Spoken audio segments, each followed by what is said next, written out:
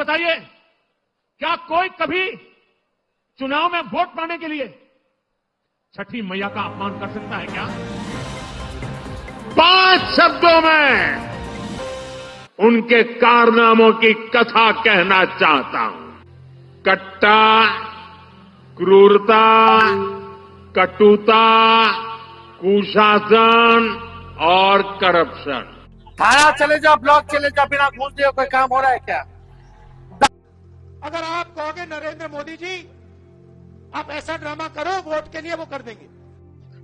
दोस्तों, जब प्रधानमंत्री के भाषण में विकास नहीं डर झलकने लगे, जब देश के सबसे ताकतवर नेता को हर बात में राहुल गांधी और तेजस्वी यादव का नाम लेना पड़े, तो समझ लीजिए कि हवा बदल चुकी, क्योंकि अब मैदान में सिर्फ चुनाव नहीं, इमेज की जंग चल रही। जो मोदी कभी मैं अकेला हूं कहकर तालियां बटोरते थे, आज उन्हें रैली में क्या कर रहे हैं बार बार चिल्लाना पड़ता है।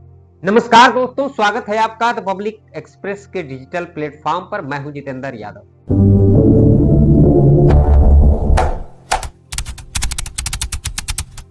आज बात होगी मोदी बनाम राहुल और तेजस्वी के उस भिड़ंत की, जहां बात बिहार की जमीन से निकलकर छठ घाट तक पहुंच गई।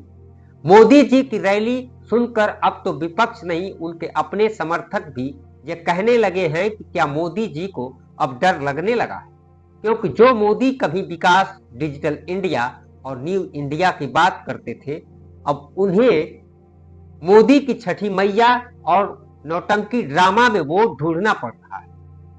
पूरी रैली में उन्होंने राहुल गांधी और तेजस्वी यादव का नाम 75% बार लिया। मतलब अगर रैली 2 घंटे की थी तो 1.5 घंटा सिर्फ विपक्ष की चिंता में गुजरा।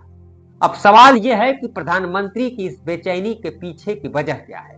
दरअसल इंडिया गठबंधन ने जो घोषणा पत्र जारी किया है, उसने बिहार के ग्राउंड पर हवा ही बदल दी। तेजस्वी यादव का वादा हर घर सरकारी नौकरी बिहार के युवा वर्ग के दिल में सीधे उतर गया है।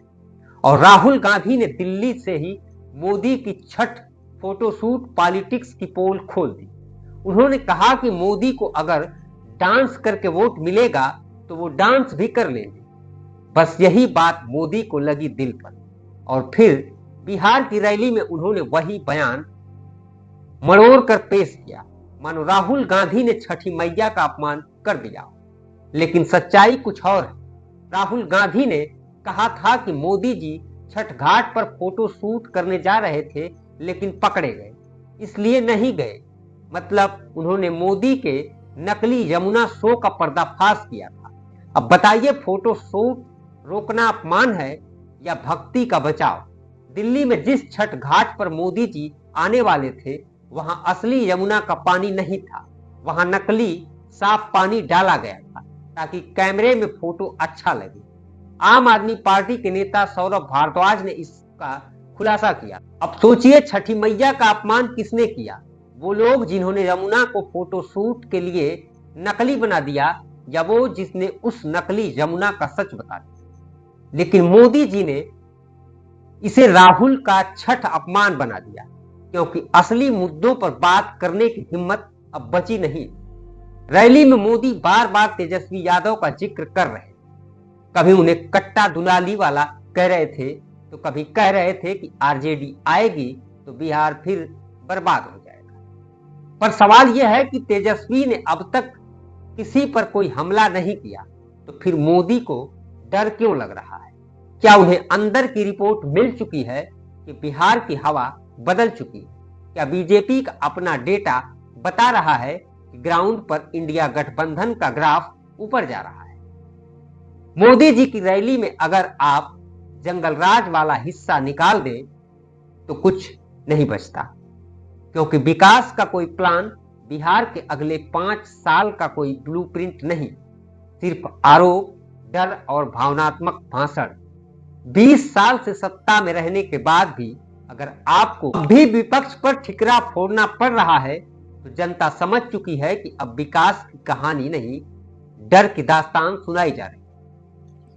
पहले मोदी नैरेटिव सेट करते थे, विपक्ष जवाब देता था। अब उल्टा हो गया है। राहुल गांधी बोलते हैं, मोदी जवाब देते हैं। तेजस्वी यादव चुप रहते हैं और मोदी जी बार बार उनका नाम लेते हैं।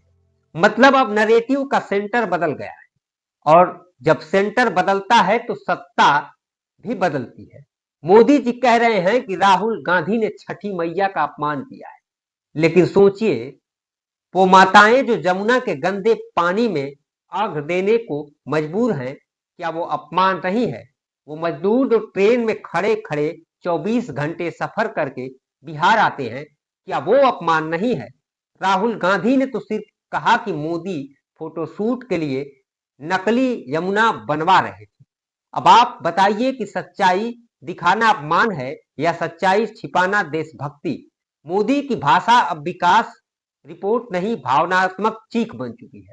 उनकी रैलियों में अब एजेंडा नहीं, डिफेंसिव टोन है, और यह वही संकेत है जो हर सरकार के अंतिम पड़ाव पर दिखता है। तो दोस्तों, सवाल आपसे, क्या मोदी की छठ पॉलिटिक्स चलेगी, या बिहार के लोग समझ चुके हैं कि असली नौटंकी कहां हो रही है? आप अपने विचार कमेंट बॉक्स में जरूर बताइए। नमस्कार।